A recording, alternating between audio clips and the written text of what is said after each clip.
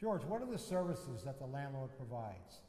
Well, they obviously provide space, but there are a whole bunch of ancillary services that work through and into that space, including air conditioning, building security, construction, electric, cleaning, among others. How important is it to understand all of these components and the potential cost when negotiating a lease? Well, each of those services has to be negotiated.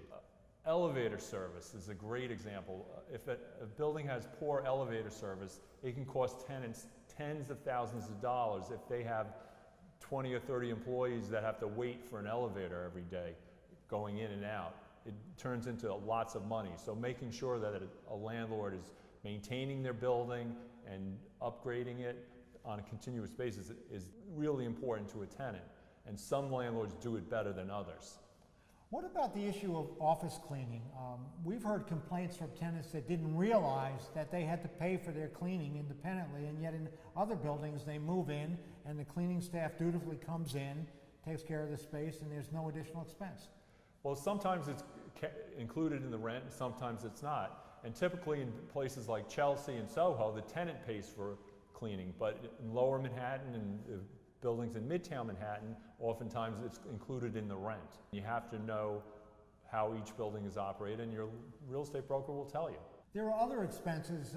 We've had instances of tenants complaining that the landlord comes in to replace light bulbs, and they see clearly when they're billed for it, they're paying 3 times the cost of the light bulb. What's involved with that kind of routine maintenance of the space? Each landlord operates their building differently, and some nickel and dime their tenants and treat them as a revenue source. Others see them as customers and take care of them.